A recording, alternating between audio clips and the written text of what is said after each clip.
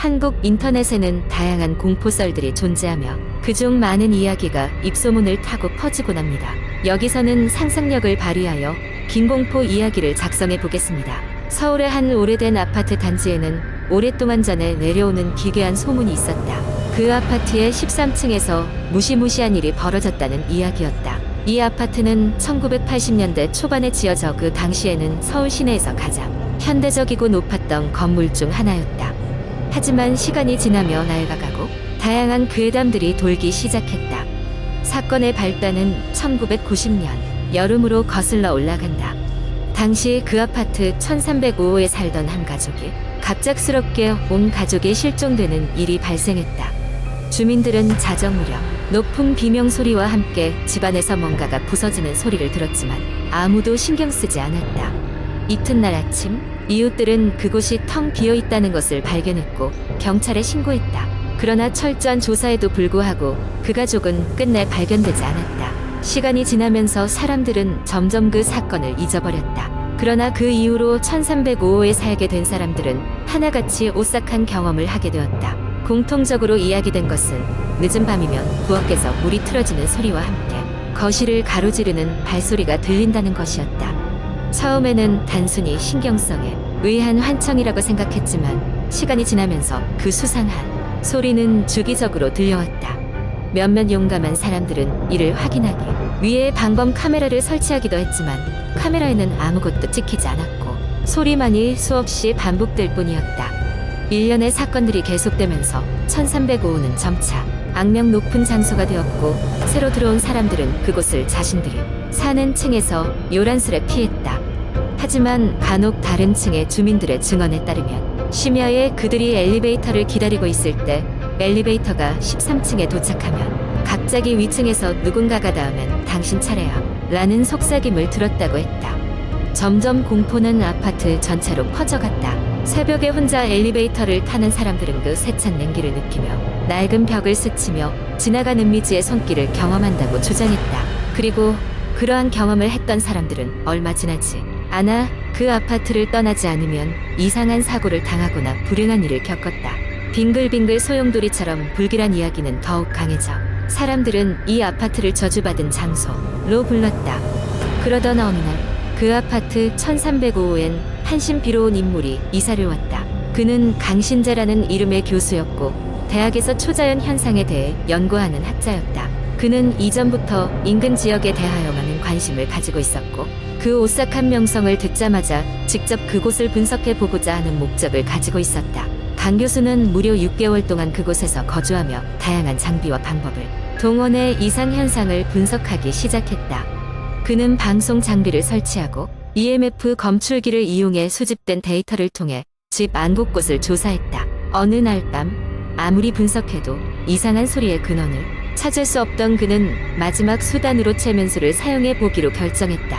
그리고 드디어 한밤중에 나타난 비명의 정체를 알게 되었다. 최면 상태에서 강 교수는 갑자기 10살짜리 소년의 모습으로 돌아갔다. 소년은 울먹이며 말을 이어갔다. 안 돼. 안방에 숨으면 안 돼. 엄마, 아빠. 그는 눈물을 흘리며 외쳤다. 당시 최면 상태에서는 과거에 탐닉적인 사건이 발생되었음을 직감할 수 있었고 결국 과거의 끔찍한 사건이 밝혀졌다. 그곳에서 오랫동안 은폐된 비밀은 그 실종된 가족의 가정폭력에 시달렸고 한밤중에 아버지에 의해 비극적인 사건이 발생했던 것이다.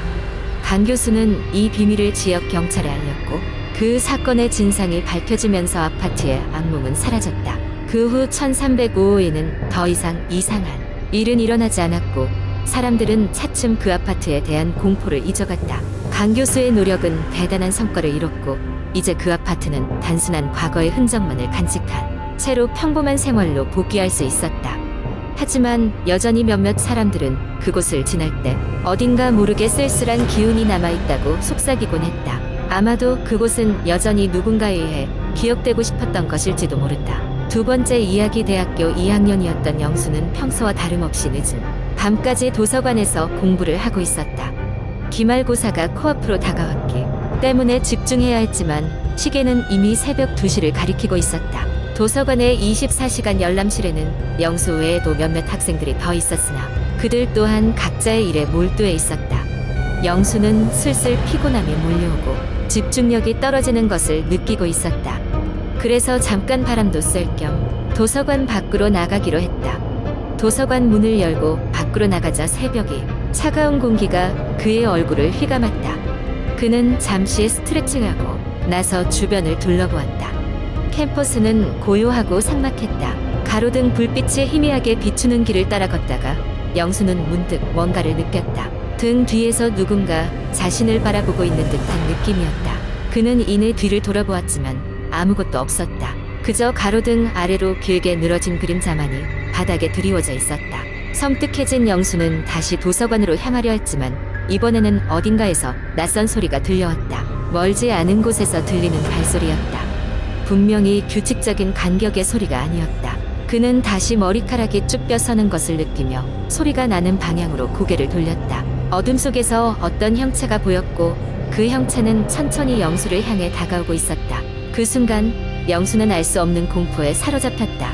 그는 다시 도서관으로 달리기 시작했다. 그러나 이미 닫힌 도서관 출입문 앞에 도착했을 때 손에 닿는 차가운 쇠문은 굳게 잠겨 있었다. 무언가가 잘못됐다는 것을 직감한 영수는 휴대전화를 꺼내 112에 전화를 걸었다. 하지만 신호는 계속해서 바닥이었고 연결되지 않았다. 그는 정신없이 발걸음을 옮겨 학교를 빠져나가고 싶었으나 알 수 없는 힘이 그의 다리를 묶어놓은 듯 움직일 수 없었다. 마침내 그 형체가 더 가까이 다가오자 그것은 명료한 모습으로 드러났다. 흐릿한 실루엣 속에서 드러난 것은 그의 또래로 보이는 젊은 남자였다. 그러나 그의 눈은 비정상적으로 크게 부풀어 있었고 입가에는 섬뜩한 미소가 번져 있었다. 그 남자는 한 발자국 한 발자국 천천히 영수를 향해 다가왔다. 영수는 결코 소리칠 수 없었다. 오로지 그 자리에서 굳어버린 채 심장이 터질 듯이 두근거리는 소리만이 그의 귀를 메웠다. 그 남자는 마침내 그의 바로 앞까지 다가오더니 입을 벌려 무언가 말을 하려는 듯했다. 넌 여기서 나갈 수 없어. 그 순간 영수는 자신의 이름이 적힌 학생증이 그것의 손에 있다는 것을 보았다. 소름이 끼치는 비명소리가 그의 주변을 덮쳤고 그는 기절하듯 쓰러지고 말았다. 다음 날 아침 학교 경비원에 의해 발견된 영수는 정신을 차리고 병원에 입원해 있었다. 아무도 그가 겪은 일을 믿어주지 않았지만 그날의 경험은 그를 오랫동안 괴롭혔다. 그리고 이상하게도 그날 이후로 영수의 학생증은 영원히 사라지고 말았다. 영수는 지금도 그 밤의 미스터리를 풀지 못한 채 밤이면 스스로에게 되뇌인다. 그게 대체 무엇이었을까? 그 후로 영수는 혼자서는 절대 도서관에 남아있지 않게 되었다. 언제나 사람들이 많은 안전한 장소에서 머무르려 했다. 그러나 그 경험은 여전히 때때로 영수의 꿈속에 나타나 그를 괴롭히고 있었다. 많은 시간이 흘렀어도 그는 그날의 그 공포에서 완전히 벗어날 수 없었다. 세 번째 이야기. 지영은 일상적인 대학 생활을 하던 중 친구들과 함께 소위 흉가라고 불리는 폐가에 다녀오기로 했다. 주변에서는 그곳에 다녀온 이후로 몇몇 친구들이 이상한 경험을 했다는 소문이 돌고 있었지만 지영과 친구들은 그런 이야기를 믿지 않았다. 오히려 당시의 정보 혈기 왕성한 대학생들에게 그런 소문은 호기심을 자극할 뿐이었다. 그날 저녁 지영은 친구들과 폐가로 향했다. 폐가는 숲속 깊숙한 곳에 숨겨져 있었고 밤이 되면 그곳으로 가는 길은 더욱 으스스해 보였다. 입구에 도착했을 때 친구들은 서로를 격려하며 웃음을 지었지만 지영은 살짝 신경이 날카로워지는 것을 느꼈다. 집은 오래된 양옥집이었고 유리창은 대부분 깨져 있었으며 문은 삐걱거리며 바람에 흔들렸다.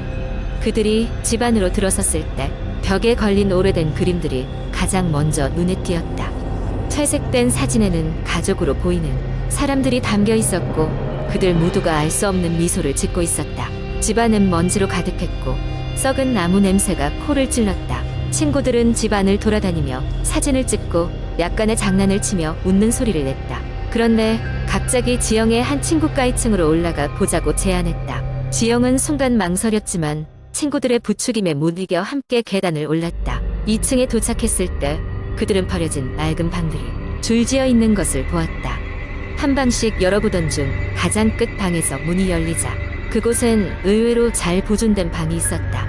이상하게도 방 안엔 누군가의 흔적이 남아 있었고 침대 위에 누군가가 쓰던 일기장이 놓여 있었다. 호기심 가득한 친구 중 하나가 그 일기장을 집어들고 읽어 내려갔다. 그 안에는 그 집에서 살았던 것으로 보이는 어린 소녀의 일기가 담겨 있었는데 점점 이상한 내용으로 변해갔다. 마지막 몇 페이지는 이해할 수 없는 괴상한 내용과 그들은 날 지켜보고 있다 라는 문장으로 끝나 있었다. 친구들은 장난스럽게 그 문장을 흉내냈지만 지영은 왠지 모를 불안감에 사로잡혔다. 그 순간 그 방의 창문이 갑자기 쾅 소리를 내며 닫혔다. 깜짝 놀란 친구들은 서로를 보며 웃음을 터뜨렸지만 지영은 왠지 불길함을 느끼며 재촉했다. 그만 돌아가자고.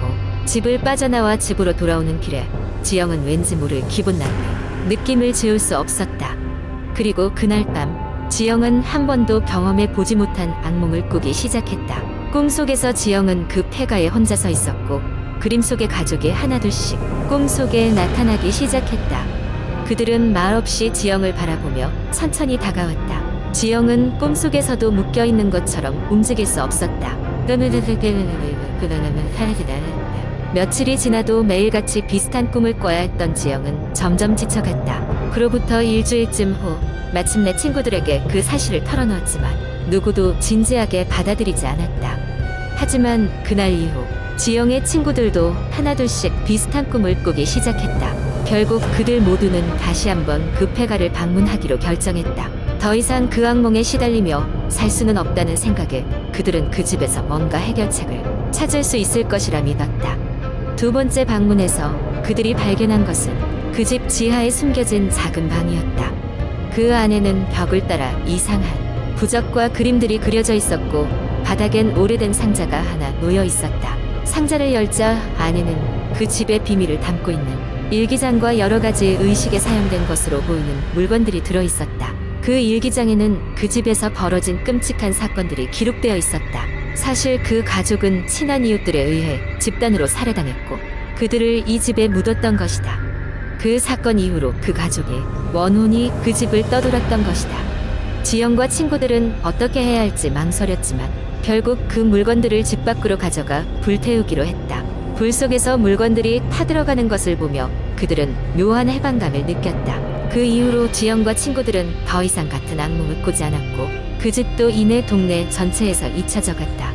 시간이 흐르고 그 폐가는 마침내 철거되었지만 그 사건 이후로도 어쩌면 여전히 그곳 어딘가에 그 가족의 이야기가 남아있는지도 모른다. 그리고 그런 이야기들은 여전히 전해져 내려와 새로운 공포를 만들어내곤 한다.